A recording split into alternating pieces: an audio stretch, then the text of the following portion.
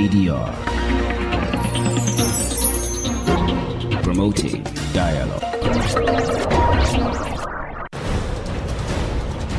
It's midday in Dakar and Freetown 1 p.m. in Porto Novo. Good afternoon and thank you for staying tuned to West Africa Democracy Radio, broadcasting on 94.9 FM and worldwide at wadr.org.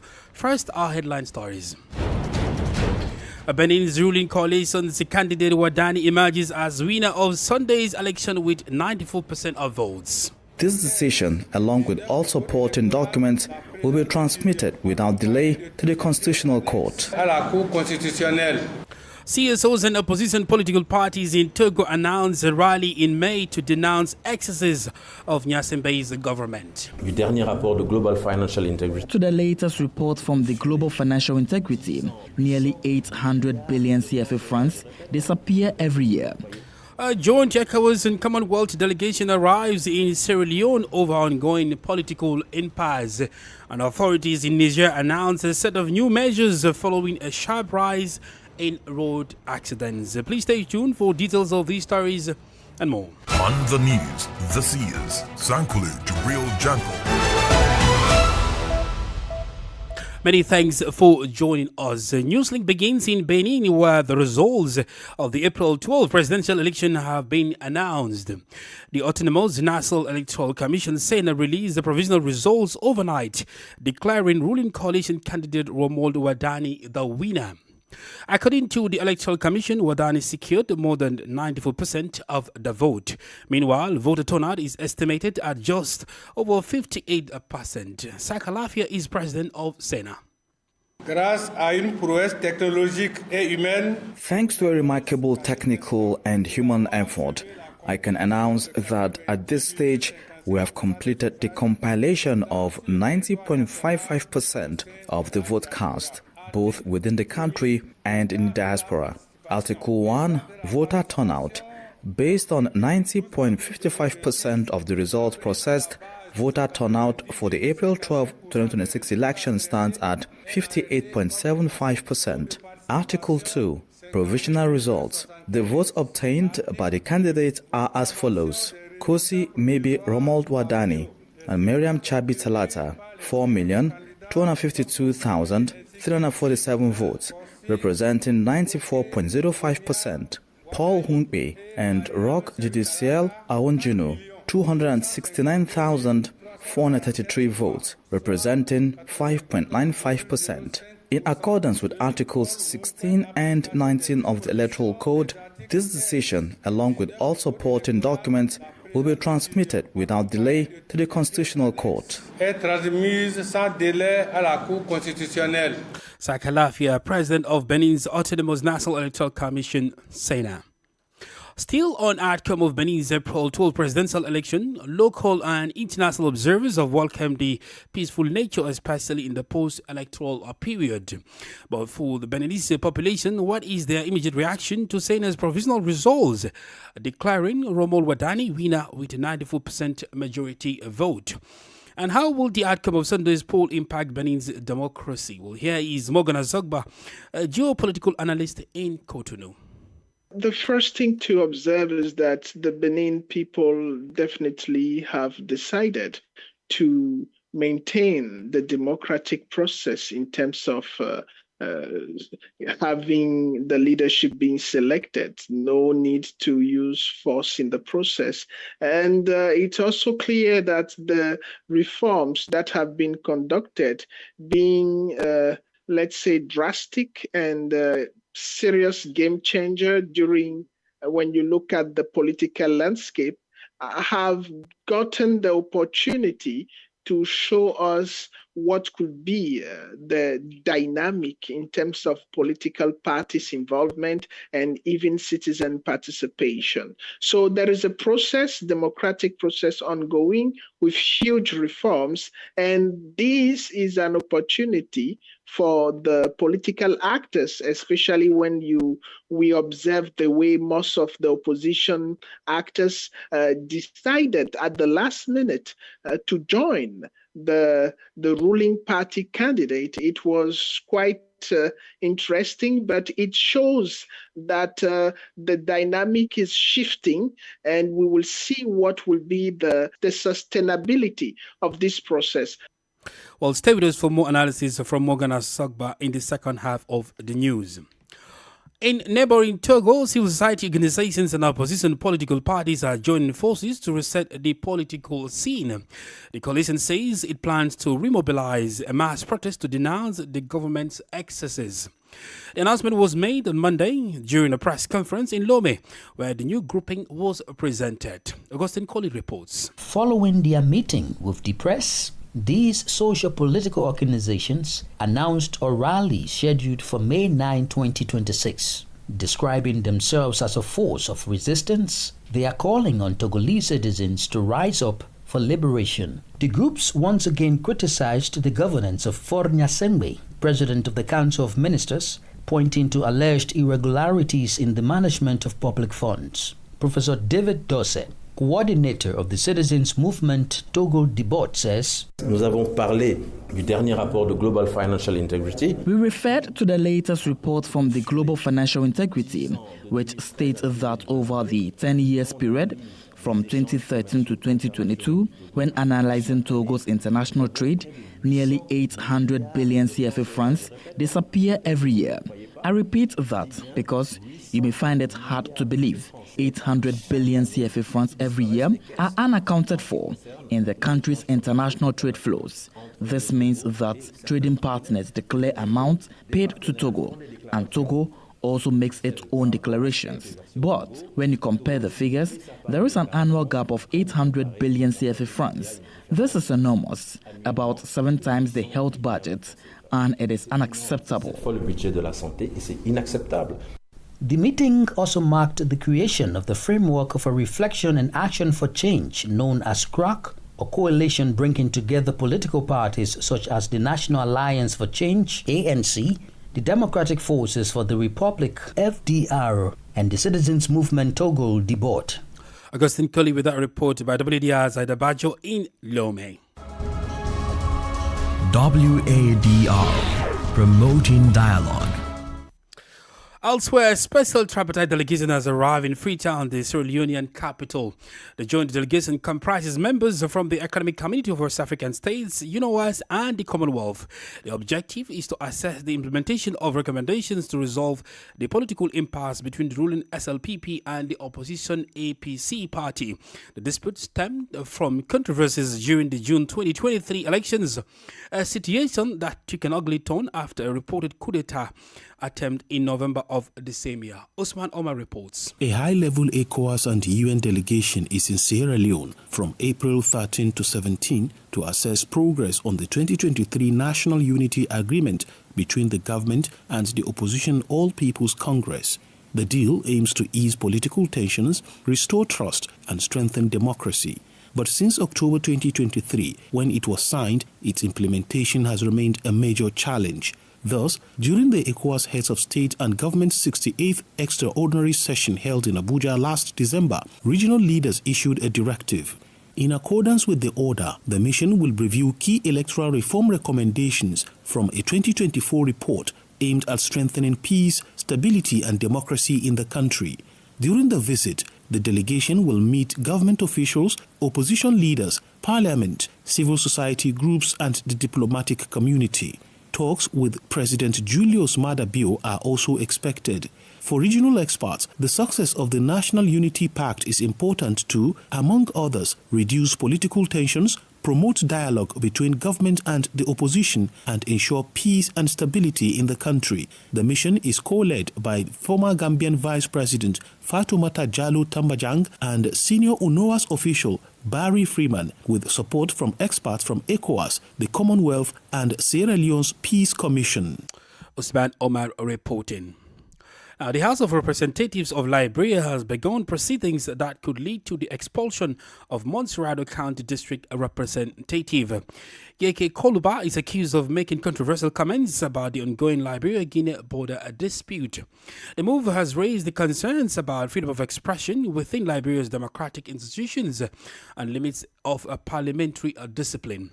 For their part, opposition groups say it reflects growing political polarization and possible misuse of legislative power. WDI's Monrovia correspondent Abraham Packer reports. The issue stems from remarks made by Representative Yeke Koloba after returning to Liberia, where he reportedly said the disputed territory belongs to Guinea. The comment has since joined stronger criticism from government officials. A motion seeking his expulsion has been filed by Representative Small Moba, Mosurado County District Number 3, and referred to the House Committee on Rules. By Monday, hearings opened, with some lawmakers backing disciplinary action. But the move is facing backlash from opposition parties and sections of the public who say it is politically driven and does not address the real border dispute. The Opposition Congress for Democratic Change, CDC, has also urged citizens and the civil society to reject the proposal. Here is Jankako,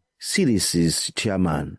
Trying to remove him from the legislature for speaking up is the highest degree of hypocrisy on the part of the Unity Party government. We have no moral grounds today to attack him, but to defend Yaka because you'll be defending the democracy of this country. You'll be defending the right of Yaka to speak up. And today we were not set to see that right trampled upon. It should be noted that despite a tripartite meeting between Conakry, Freetown and Monrovia, tension remains in the Mano River Union following the recent border disputes. For Newslink on WADR, Abraham Parker, Monrovia.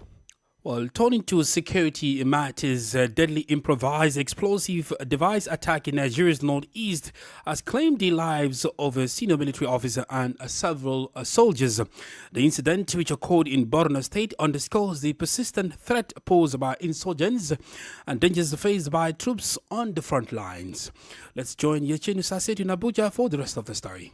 In a statement, Lieutenant Colonel Sani Uba, Media Information Officer of Operation Hadinkai, disclosed that a commanding officer and 6 soldiers were killed after their convoy struck an improvised explosive device in Mongunu local government area, Borno State. The troops, part of Operation Hadinkai, a counter-terrorism unit deployed in Nigeria's northeast, were reportedly ambushed by terrorists during the incident. Security analyst Jonathan Onoja says beyond military action, stronger community engagement is key to improving intelligence and building trust. While we are using the kinetic approach, we must ensure that we bring in poverty alleviation, bring in programs that will be targeted towards ensuring a better life for Nigerians. Because we have a lot of out-of-school children in the north now, or because some could not be able to afford schools, tuition fields. He also calls for better welfare and the acquisition of advanced military hardware for soldiers to boost morale and effectiveness. How do you want to have an effective fight against, banditry, insurgents like we've seen in the Northeast when our current security formation is demoralized? Mr. President have done a lot of things. We have seen that. But then, is it getting to the people? The attack adds to ongoing security concerns in the region, where despite years of operations, the recent resurgence of violent extremism has claimed several lives, including security operatives and civilians. The military, however, says troops remain in control of the area. For WADR, Yechenu Sasetu reporting. You're listening to Newslink here on West Africa Democracy Radio, broadcasting on 94.9 FM and live on WADR.org. Here is a reminder of our top stories. Benin's ruling coalition candidate Wadani emerges as winner of Sunday's election with 94% of the votes. CSOs and opposition political parties in Togo announced a rally in May to denounce excesses of Nyasimbe's government.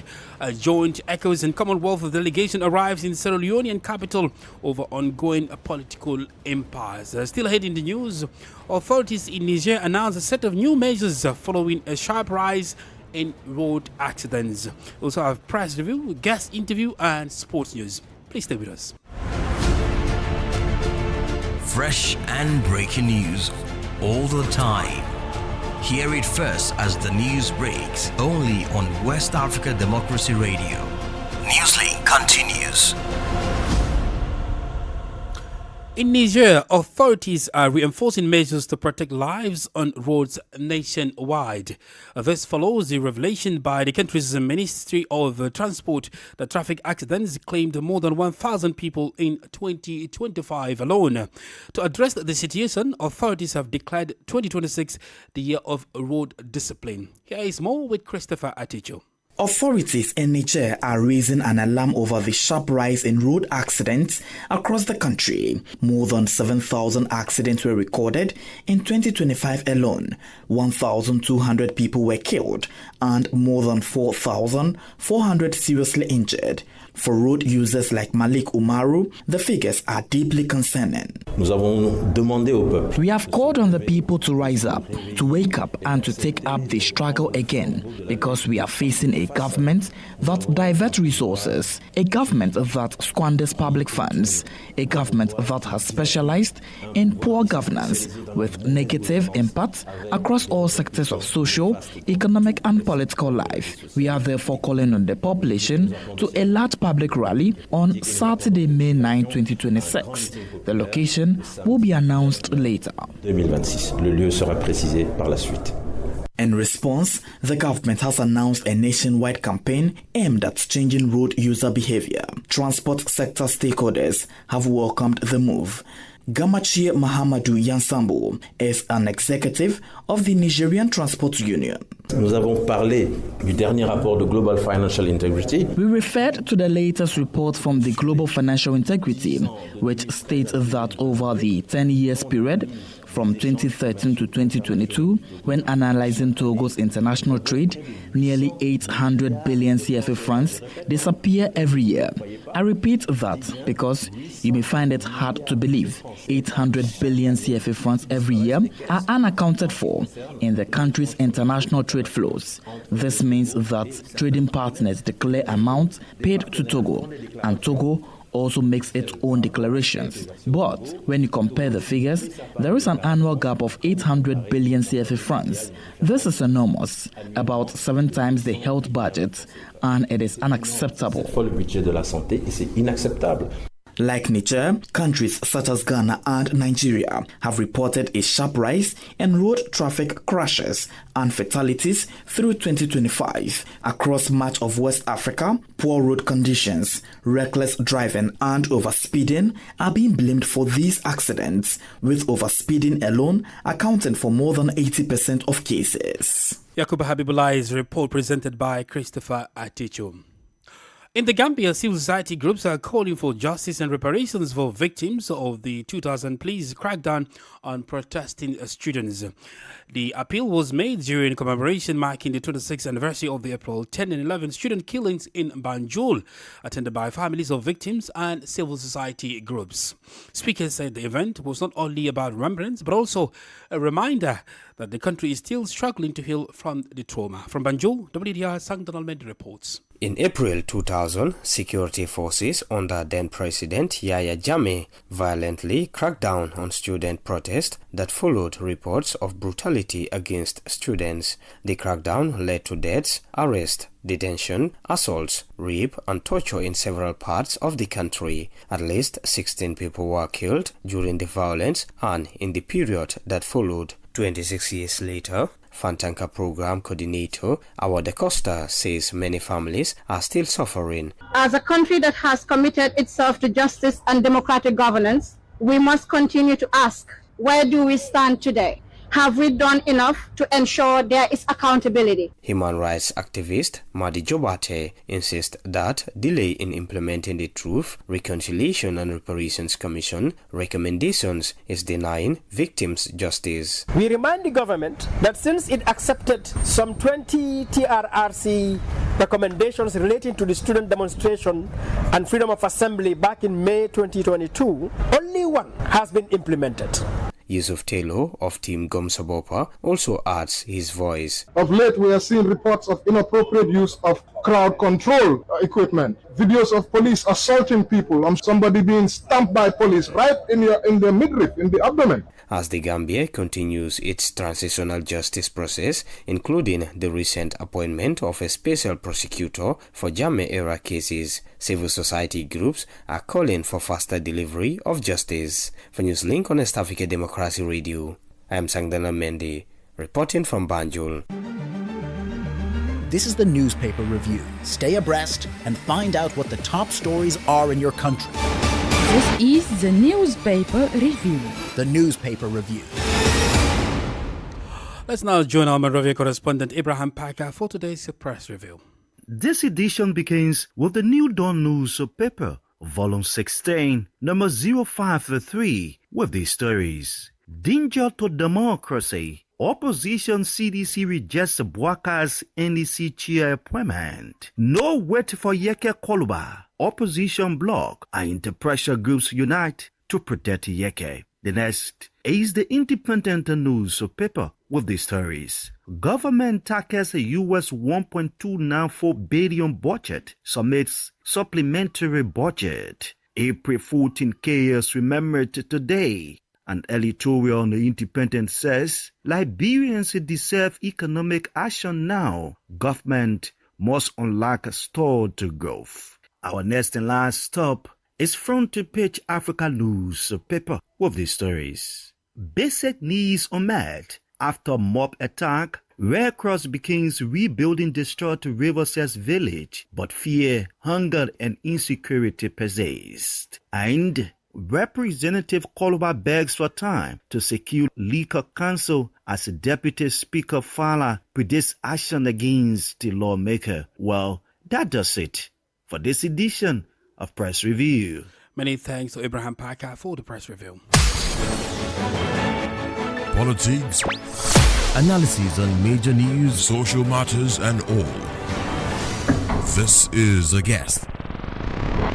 Well, across Benin, there is a shared feeling about the provisional results declared by the National Autonomous Electoral Commission Sena early Tuesday, which declared the ruling coalition candidate the winner of Sunday's poll.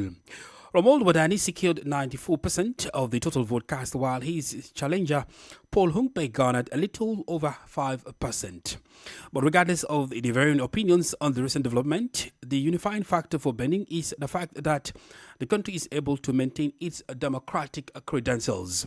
Morgan Asogba, a regional political and governance expert in Cotonou, analyzes Wadani's victory, the road ahead in forming a national unity, and the challenge of satisfying different political interests. You know, this will be more, factual in the coming years, because this is the first experience ever that the country is having in terms of this new dynamic, this new democratic system, because this is definitely a new democratic system. One thing that most people do not want to acknowledge and appears to not understand is that thinking that there is no opposition, it is not objective, especially when you know that we have two political parties. It's true that they are all supporting, for now, the same candidate, but the conflictual nature of interest of each of these actors that are not new to the Benin political landscape, they are all used to the old system. They will definitely find a way to contradict their interests and to make dynamic and lively the political landscape in the coming years. So only the coming years will tell us if we will have a sustainable dynamic, because the MPs will have to either confirm all that has been done so far or decide to change the pathway. So all these, it's showing that the future of politics in Benin Republic will be quite dynamic. Well, Mr. Morgan, like in many countries, just after a candidate has been declared winner, they will promise a government of national unity. Well, in the case of Benin, is there any chance for this happening, given the developments or incidents in the lead up to the election? It is clear that the current leadership system in Benin has been proven to not be a system that condone some of the deals that we've been experiencing in the past, because in the past, when you look at the political activities in Benin, most of the candidates just go to the pool to have a certain leverage, and once they have the leverage, they go ahead and have deals. And this is something that have been going on for a while. But since 2016, we've realized that this is a leadership that does not go ahead with making deals and having political figures take responsibility, political figures from the opposition take responsibilities in leadership. And we will be very surprised to see the change in this way of conducting the public business, because there is always a vision and an agenda. And most of the time, the actors to conduct the agenda, they need to be in line with the dynamic that is being taken. So there will not be, per se, a kind of consensus leadership perspective for all the political actors that have even shown support to join, but there will be a kind of system that will allow all the actors to fall not just in line, but to find themselves in the need of creating their own participation in the leadership. Morgan Asagba is a regional political and governance expert in Cotonou. Well, in sports, Ghana has named Carlos Queiroz as head coach of the national team, signaling a strong move towards experienced leadership ahead of the 2026 FIFA World Cup.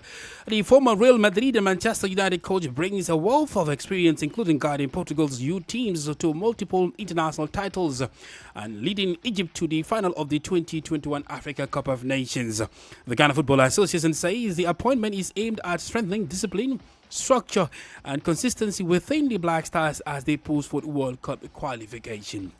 Elsewhere in Morocco, the appeal trial of 18 Senegalese fans convicted after the 2025 Africa Cup of Nations final is underway in Rabat, with the prosecution pushing for harder and tougher penalties.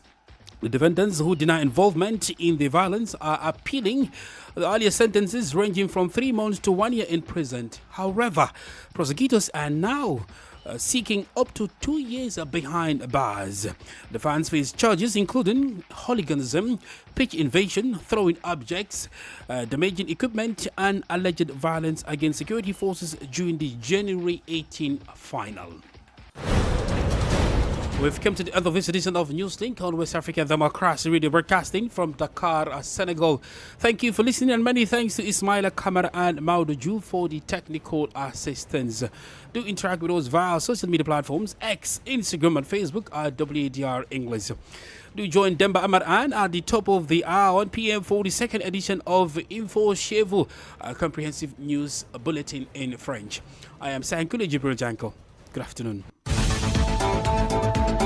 And many thanks to you for listening to Newslink via Hot 104.3 FM, Hilltop Radio 104.7 FM, and Veritas Radio 102.9 in Banjul, the Gambia. We also appreciate our listeners in Liberia via Alternative Youth Radio 98.9 FM, Lofa County, Radio Kagama 94.5 FM, Nibe County, DCN Radio 91.3 FM, Riverside County, Radio Bath FM 91.3 Sierra Leone in Nigeria, and Love 104.5 FM Abuja. For you listening via Radio Pad 95.1 Damango, Savannah region, and on Royals FM 104.7 Wenchi, Ghana, we say a big thank you. Remember, West Africa Democracy Radio is all about you, your views, and your opinions. Broadcasting live. Broadcasting live. 24 hours.